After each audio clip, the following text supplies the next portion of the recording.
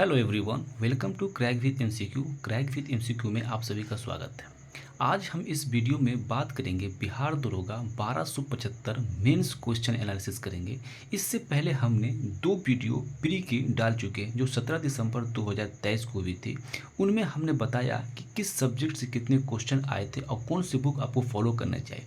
उनमें से बहुत से लोग जो थे कमेंट करके ये बता रहे थे कि सर आपने जो बुक बताया था वाकई में अवेलेबल है या रिलेवेंट है, पढ़ने के लिए काफ़ी है दरोगा के लिए। तो हमने उसमें बहुत सारे को कमेंट करके बताया भी था कि ये क्या चीज़ है और कैसे पढ़ना है। आज फाइनल आप लोग को ये बताएंगे कि वाकई में हमें जो बुक बताया है, सजेस्ट किया है बुक को, वो बुक आपको पढ़ना चाहिए कि नहीं पढ़ना चाहिए। इससे पीछे भी कारण ये है क्योंकि बुक पढ़ने का मतलब ये होता है कि हम किसी भी बुक को पढ़ ले और जो क्वेश्चन मेरा आता है एग्ज़ाम में वो क्वेश्चन से कहीं मिलता ही नहीं है, तो फिर उस बुक को पढ़ने का क्या मतलब है। इसलिए हम आज आपको लाइव दिखाएंगे कि क्वेश्चन जो आया हुआ है और किस बुक से क्वेश्चन आया हुआ है और कहाँ से लाइन बाय लाइन आपको हम ये क्वेश्चन आपको दिखाने का कोशिश करेंगे। तो इससे आपको समझ में आएगा कि वाकई में ये बुक पढ़ना चाहिए कि ये बुक नहीं पढ़ना चाहिए। आखिर कौन सी बुक पढ़ना चाहिए आपको हम पूरा आज के बारे में पूरा गाइड करेंगे। जो लोग नए देख रहे हैं और जो लोग का सपना है कि बिहार दरोगा मुझे बनना है 2024 में, तो उन लोगों के लिए मैं बता देना चाहता हूं कि आप इस वीडियो को देख लीजिए अंत तक और खुद फैसला करिएगा कि हमें कौन सा बुक पढ़ना चाहिए। क्योंकि मार्केट में बहुत बुक है और डिफरेंट चैनल पे, डिफरेंट यूट्यूब पे हर तरह के लोग आपसे बात करेंगे कि ये बुक पढ़ लीजिए, फलना बुक पढ़ लीजिए, ढिमका बुक पढ़ लीजिए। तो मैं आपको लाइव प्रूफ दूंगा आज कि किस क्वेश्चन आ रहे हैं और कौन सी बुक आपको पढ़ना चाहिए।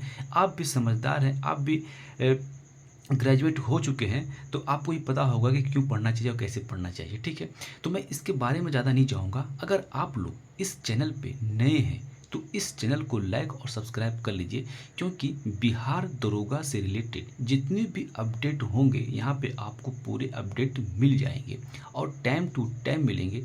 बिहार में और कहीं भी एग्ज़ाम हो, यानी पूरी इंडिया में कहीं भी किसी तरह का भी कोई एग्ज़ाम होता हो, तो सबसे पहले आपको अपडेट यहाँ पे दे दिया जाएगा और ख़ास कर यहाँ पे बिहार दरोगा का अच्छे से आपको अपडेट मिलेगा और गाइड भी किया जाएगा। तो हम चलते हैं अपने क्वेश्चन एनालिसिस की तरफ, और उससे आगे से बढ़ने से पहले आप लोगों को मैं एक और बात बता देना चाहता हूँ कि जो लोग पिछला प्री वाला यानी प्री का जो वीडियो एनालिसिस किया था मैंने, यानी फर्स्ट शिफ्ट और सेकंड शिफ्ट का, अगर उसको आप लोगों ने नहीं देखा तो जाके आप देख लीजिए, उससे भी आपको बहुत हेल्प मिलने वाला। और आज तो आपको हेल्प मिलेगा ही मिलेगा। देखिए, आप देख सकते हैं मेरे पास कि हमने सारे क्वेश्चन को लिख के रखा है और लिख कर हमने दिखा है, पेज बाय पेज बता चुका है कि क्वेश्चन कहाँ से आया हुआ है। और साथ में हमने ये भी लास्ट में बताया गया कि कितने क्वेश्चन कहाँ से पूछे गए थे मेंस में और कहाँ से आपको पढ़ना चाहिए। तो चलिए हम सबसे पहले बात करेंगे बिहार दरोगा 1275 मेंस की बात करेंगे हम। और ये एग्ज़ाम जो हुई थी 25 फरवरी 2024 को हुई थी, फर्स्ट शिफ्ट में हुई थी। ठीक है, और हम आज जो डिस्कशन करेंगे, जितने भी क्वेश्चन लिखा हुआ है, ये क्वेश्चन कहाँ से आए हुए हैं, हम उसकी ही बात करेंगे। हमारे पास दो बुक है, एक आपको यहाँ पे दिख रहा होगा सामान्य ज्ञान दृष्टि की है और दूसरी हमारे जो इससे परिचय आप लोग अच्छे से होंगे, इसका नाम है लूसेंट। हम इस दोनों से कोशिश करेंगे आपको सारे क्वेश्चन का एनालिसिस करने का। चलिए, इससे आगे बढ़ने से पहले आप लोग चैनल को लाइक और सब्सक्राइब कर लीजिएगा और अच्छा लगे तो कमेंट करके बताइएगा कि हाँ अच्छा लगा, और किसी तरह कुछ और भी चाहिए आपको तो आप ये बता सकते हैं। चलिए हम आगे बढ़ते हैं। देखिए, हम सबसे पहले क्वेश्चन की तरफ आगे बढ़ेंगे। तो सबसे पहला मेरा क्वेश्चन आया था, सबसे पहला ही क्वेश्चन था कि अमनगढ़ बाघ रिजर्व किस राज्य में। अब बोलिएगा सर कहाँ क्वेश्चन पूछा हुआ। तो देखिए, इसके सामने हम आपको दिख रहा होगा, हम पेज वाइज भी आपको जूम करके दिखा देते हैं। ये पेज वाइज आपको दिख रहा है ना, यहाँ पर ये पेज वाइज हम लिख चुके हैं कि क्वेश्चन कहाँ पे दिया हुआ है। देखिए दोस्त, जब हम बात करेंगे इस दृष्टि सामान्य ज्ञान की और लूसेंट की बात करेंगे, तो अमानगढ़ बाघ रिजर्व जो है ये आपको दृष्टि में देखने को नहीं मिलेगा। हमने लूसेंट निकाला और लूसेंट का जब पेज नंबर 164 पहुंचते हैं तो हमें दिखाई देता है अमानगढ़ के बारे में। चलिए आपको हम उस लाइव प्रूफ दिखा देते हैं कि क्वेश्चन वाकई में लूसेंट में है या नहीं। देखिए, हम आ गए हैं लूसेंट, आपको दिख रहा होगा यहाँ पे लूसेंट सामान्य ज्ञान दिख रहा होगा और पेज नंबर 164 है। जब हम 164 में आगे बढ़ेंगे बाघ रिजर्व के बारे में, तो आपको यहाँ पर दिखने को मिलेगा। देखिए, उत्तर प्रदेश में कुल 4 बाघ रिजर्व है, जिसमें से आपको सबसे पहला यहाँ पे दिख रहा होगा अमानगढ़। ये अमानगढ़ जो है 2012 में ये बनाया गया था, ठीक है, बाघ रिजर्व। तो यहाँ पे देख सकते हैं डायरेक्ट आपको लूसेंट से यहाँ पे अमानगढ़ के बारे में दिया हुआ है, लेकिन आप जब वही हम बात करेंगे इस दृष्टि के बारे में, तो दृष्टि में ये क्वेश्चन जो है दिया हुआ नहीं है, ठीक है। पहला पॉइंट हो गया, आपको दिखा चुके हैं। दूसरा जब हम यही स्टार्ट करेंगे आप लोगों के सामने, देखिए यहाँ पर बात करेंगे चरक जो है, दूसरा क्वेश्चन, चरक जो है किस वंश से संबंधित है, यानी चरक के बारे में पूछ रहा है कि किस वंश से संबंधित है। जब हम देखिए पेज नंबर यहाँ पर दिया हुआ, पेज नंबर ये 13। अब पेज नंबर 13 जैसे यहाँ पे डबल टिक मार्क रखा हुआ, तो डबल टिक का मतलब ये हुआ कि ये लूसेंट में भी पूछा हुआ है और ये दृष्टि में भी है। देखिए आपको हम लाइव दृष्टि का भी दिखा देते हैं कि पेज नंबर 13 में क्वेश्चन कहाँ पर है। देखिए आप यहाँ पे पेज दिख रहा है, ये दृष्टि है, ठीक है, 13 नंबर पेज दिख रहा। और जब हम 13 नंबर पेज पे जाएंगे तो आप यहाँ पर देखिएगा क्या लिखा हुआ, कनिष्क। कनिष्क के शासन में कौन कौन रहते थे, तो आपको यहाँ पर देखने को मिलेगा। देखिए यहाँ पर कनिष्क की प्रथम राजधानी पुरुषपुर थी यानी पेशावर थी, और दूसरी राजधानी जो थी मथुरा थी। इसके दरबार में कौन कौन थे, अश्वघोष थे, वसुमित्र थे, नागा अर्जुन जैसे विद्वान, और चरक जैसे चिकित्सक विद्वान थे। यानी चरक जो था किस में था, तो चरक जो था हमारा ये कनिष्क के शासनकाल में था। और जो आपको यहाँ पे दिखा हुआ पेज नंबर 13 यानी दृष्टि में ये क्वेश्चन मिल जाएगा, और इस सेम क्वेश्चन आपको लूसेंट में भी देखने को मिल जाएगा, ठीक है। इसी तरह से जब हम बात करेंगे तीसरे क्वेश्चन की, तो तीसरा क्वेश्चन हमारा कहता है कि भीमराव अंबेडकर द्वारा डिप्रेस्ड क्लास एसोसिएशन की स्थापना कब हुई थी। जब हमने इसे टटोलना चाहा दोनों लूसेंट और दृष्टि में, तो ये वाले जो क्वेश्चन हमें कहीं नहीं मिला, ना ही दृष्टि में जो मिला और ना ही हमें, देखिए यहाँ पे क्लियर हम लिख भी दिया आपको, नो लूसेंट और नो दृष्टि, मतलब ना ही दृष्टि में मिला है और ना ही जो मिला है किसमें, ये हमारा लूसेंट में मिला है। और लेकिन जब हमने घटना चक्र को उठाकर देखा तो ये वाले क्वेश्चन जो है डिप्रेस्ड क्लास का, ये क्वेश्चन आपको घटना चक्र में ये क्वेश्चन पूछा हुआ है। और इसका स्थापना, जिसको पता नहीं बताया था, इसका स्थापना 1930 ईस्वी में हुआ था, ठीक है।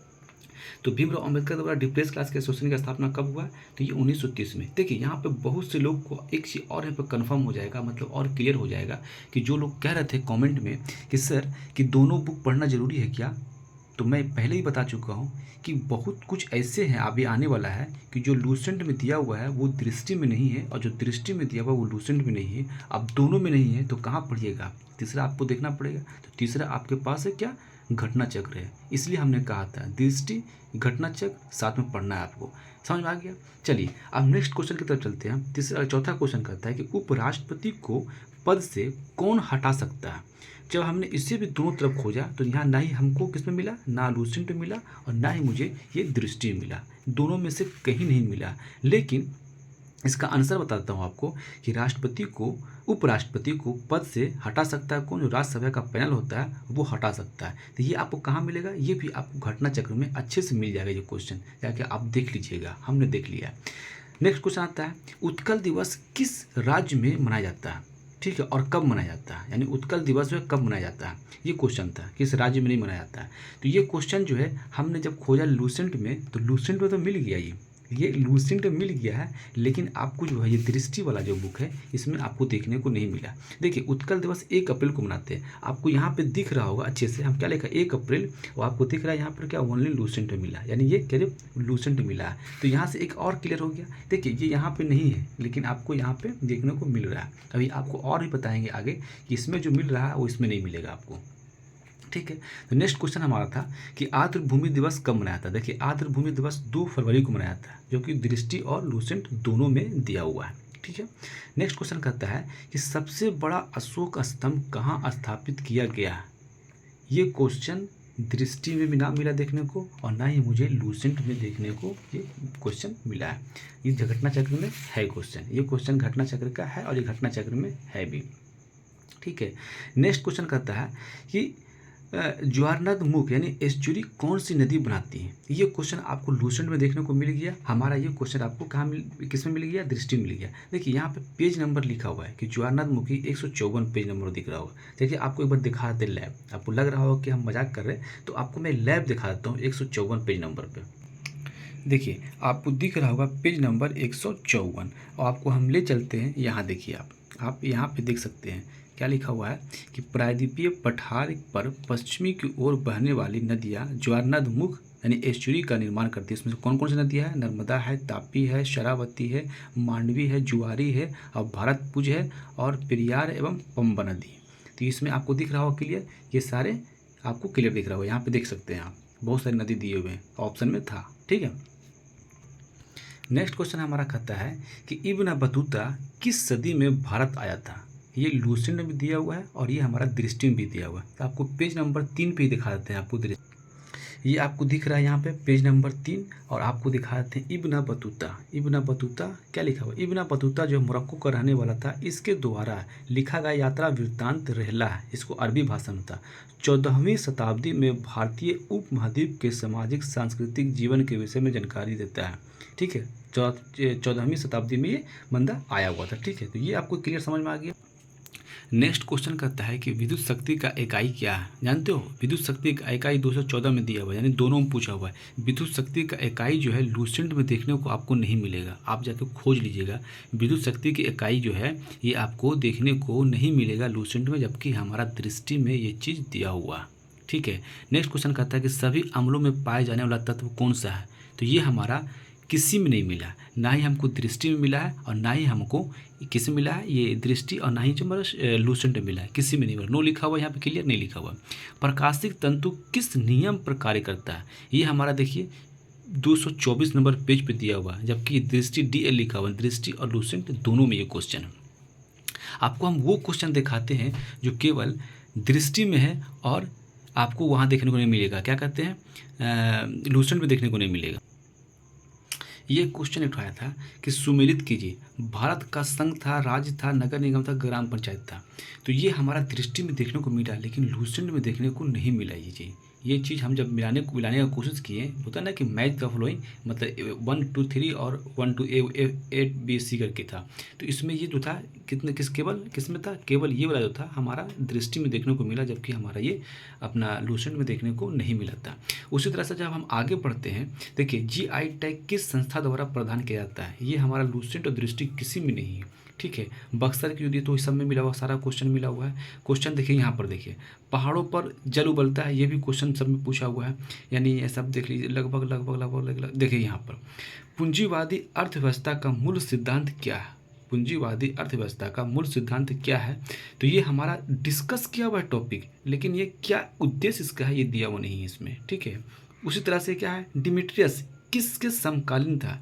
ये आपको ऑलरेडी दिया हुआ है बुक में, लेकिन किसके समकालीन था ये क्लियर लिख नहीं दिया, बस खाली डिस्कस किया है डिमिट्रियस के बारे में। ठीक है, उसी तरह से जब हम आगे बढ़ते रहेंगे आगे, तो आपको देखने को मिलेगा। देखिए अब दूसरा क्वेश्चन आता था, ब्लड प्रेशर को व्यक्त किया जाता है, किस चीज़ में व्यक्त किया जाता है? ये ना ही लूसेंट में देखने को मिला, ना ही हमको दृष्टि में देखने को मिला। दूसरी सबसे बड़ी पाचन ग्रंथि कौन सी है? ये देखने को ना दृष्टि मिला, ना ही, मतलब साइंस का क्वेश्चन लगभग आपको देखने को नहीं मिलेगा, बहुत कम देखने को मिल रहा है। ठीक है, और देखिए क्या है, 1946 का सही नौसेना विद्रोह कौन कर रहा था? उसको मतलब ये नौसेना विद्रोह का जो मेन नेतृत्व था किसने कर रहा था? BC दत्त द्वारा किया गया था, लेकिन ये दृष्टि में दिया हुआ है, लूसेंट में नहीं दिया हुआ है। ठीक है, उसी तरह से हम बात करेंगे कौन द्वितीयक समूह का है? तो ये हमारा ना ही दृष्टि में है और ना ही लूसेंट में। तो हम इस क्वेश्चन और ये इतने सारे क्वेश्चन लिखने के बाद हम ये समझ में आया कि हमने जब सारे क्वेश्चन का एनालिसिस किया तो हमको ये समझ में आ रहा है कि बहुत सारे क्वेश्चन दृष्टि में नहीं है, लूसेंट में नहीं है, लेकिन वो घटना चक्र में है, घटना चक्र में है। तो इसी तरह से हम पूरा क्वेश्चन करेंगे। हमने 64 क्वेश्चन का पूरा एनालिसिस किया है, 64 क्वेश्चन का हमने फुल एनालिसिस किया है। तो हमें ये पता चला है कि 64 क्वेश्चन में सवाल ये आता है कि दृष्टि से कितना क्वेश्चन पूछा गया और लूसेंट से कितना क्वेश्चन पूछा गया, कि आखिर क्यों पढ़ना चाहिए बुक, आखिर ये सब क्वेश्चन जो आपको लाइव दिखा रहे हैं क्यों दिखा रहे हैं आपको, क्योंकि बुक सिलेक्शन का सबसे बड़ा रीज़न है आपको दिखाने का। तो चलिए आपको मैं बताता हूँ कि कितने क्वेश्चन कहाँ से आए हुए। नेक्स्ट हमारा जो है एक्सप्लेनेशन जो है इसी पर ही है। देखिए सबसे पहले हम बात करेंगे 1275 क्वेश्चन सेक्शन, कितना है सेक्शन वाइज। तो GK GS की हम बात करेंगे, टोटल 68 क्वेश्चन पूछा हुआ था। कितना? 68 क्वेश्चन पूछा हुआ था। मेंस की हम बात कर रहे हैं कि ये हम मेंस की बात कर रहे हैं, हम इधर उधर की बात नहीं कर रहे हैं कि 1275 जो मेंस हुआ है 25 फरवरी को, हम उसकी बात कर रहे हैं कि टोटल क्वेश्चन जो हमारा है कितना पूछा हुआ है। GK और GS मिलाकर कितना पूछा हुआ है? तो ये हमारा टोटल पूछा हुआ है 68 क्वेश्चन पूछा हुआ। ठीक है, नेक्स्ट हम बात करेंगे रीजनिंग। रीजनिंग क्वेश्चन हमेशा पूछता है मेंस में, तो रीजनिंग का क्वेश्चन करीब करीब 19 क्वेश्चन था, यानी कितना था, 19 क्वेश्चन था इसमें रीजनिंग का। और बात करेंगे करंट अफेयर्स की। करंट अफेयर कभी मेंस में पूछता नहीं है, लेकिन इस बार पिछली बार से करंट अफेयर पूछा जा रहा था। टोटल 7 क्वेश्चन थे करंट अफेयर के, मैथ के 4 क्वेश्चन थे और बिहार स्पेशल जो थे वो 2 क्वेश्चन थे, यानी टोटल 100 क्वेश्चन थे। अब हम बात यहाँ पे आता है कि सर आप ये हमको दिखा दिया कि आखिर ये कितने बुक से, लूसेंट से कितना पूछा गया और दृष्टि से कितना पूछा गया। तो आपको मैं बता देना चाहता हूँ, लूसेंट की अगर जब बात करेंगे यानी 68 क्वेश्चन में, यानी जीके जीएस का, यानी स्पेशल जीके जीएस की हम बात कर रहे हैं, 68 क्वेश्चन में 40 से 45 क्वेश्चन जो है हमको देखने को मिला। कहाँ से? लूसेंट से देखने को मिला। इसमें भी बहुत सारे लूसेंट में ऐसे टॉपिक थे जो आपको दृष्टि में देखने को नहीं मिला, यानी 40 से 45 ने 68 में 45 क्वेश्चन अगर यहाँ से मिल रहा है तो बहुत बड़ी बात है। ठीक है, नेक्स्ट बात करेंगे सर दृष्टि से कितना मिला, तो दृष्टि की बात करेंगे 36 से 40 के बीच में ये क्वेश्चन यहाँ को देखने को मिला, वो भी डायरेक्ट देखने को क्वेश्चन मिला। जबकि टॉपिक इसमें डिस्कस किया हुआ था, लेकिन लूसेंट में वो भी टॉपिक डिस्कस नहीं किया हुआ था। तो दृष्टि में 36 से 40 क्वेश्चन आपको देखने को मिला। आप सोच लीजिए कि 70 क्वेश्चन है, 65 क्वेश्चन है, 30 से 40 क्वेश्चन आपको यहाँ से मिल जा रहा है, तो और क्या चाहिए आपको। बाकी आपको 2 बुक यहाँ पर क्लियर हो गया, 40 क्वेश्चन 45 क्वेश्चन आपको हो गया। बाकी कितना क्वेश्चन चाहिए? 45, 50 और 65 नंबर है ना, तो 60 हो गया, यानी 20 नंबर आपको चाहिए। तो 20 नंबर कहाँ से आपको आएगा? सर 20 नंबर आपको आएगा घटना चक्र से, और प्रीवियस ईयर क्वेश्चन लगाइएगा, सेट मारिएगा, तो वहाँ से आपको 20 नंबर कंप्लीट हो जाएगा। बाकी आपका यानी समझिए 50% आपका अप्रॉक्स समझ लीजिए कि आपको लूसेंट और दृष्टि से हो जा रहा है। तो सर कौन सा बुक पढ़ना चाहिए? सर बुक पढ़िए, बुक आपको बताते हैं, उसका भी डिस्कशन करेंगे कौन सा बुक पढ़ना चाहिए। फिर देखिए क्या हो रहा है, मैथ रीजनिंग का नॉर्मल ही क्वेश्चन था, करंट अफेयर का नॉर्मल था, बिहार का सब नॉर्मल ही था। ठीक है, वो सीमा से रिलेटेड था, और एक क्वेश्चन था कि उत्तर से दक्षिण को मिलाइए। ठीक है, तो हम ये कहेंगे सर कि ये इतने एनालिसिस के बाद हमने 3 क्वेश्चन यानी 3 एग्जाम का एनालिसिस किया है। प्री का किया है, प्री का दोनों किया है, प्री मेंस, और आपको हम ये बताने की कोशिश करेंगे कि अब मेरे को समझ में आ रहा है कि इतने एनालिसिस करने के बाद जो है बहुत सारे लोगों का कन्फ्यूज़न में रहते हैं कि कौन सा बुक पढ़ना चाहिए। देखिए आपके पास दोनों बुक अवेलेबल है, ये हमारा सामान्य ज्ञान दृष्टि का है और ये हमारा सामान्य ज्ञान जो है किसका? लूसेंट का। तो इसमें क्या ऐसी खासियत है? इसमें खासियत ये है सर कि बहुत सारे क्वेश्चन जो है आपको यहाँ जो देखने को मिल रहा है, यहाँ देखने को नहीं मिल रहा है, दृष्टि में देखने को नहीं मिल रहा है। हम शुरू से कहते हुए आ रहे हैं कि बहुत सारे क्वेश्चन आपको जो लूसेंट में दिया है वो दृष्टि में नहीं है, लेकिन जो कुछ क्वेश्चन दृष्टि में दिया हुआ है वो लूसेंट में भी नहीं है। तो इससे हमें ये पता चलता है कि दोनों को मिलाकर पढ़ना है। ठीक है, पहले आप किसी एक बुक को उठा लीजिए, आप इस बुक को उठा लीजिए, इसको ख़त्म कीजिए बढ़िया से, उसके बाद इसमें दोहरा लीजिए इसको, यानी इसमें पढ़िए, इसको रिवीजन कर लीजिए। तो यहाँ पे आपका दोनों साथ लेके चलना पड़ेगा।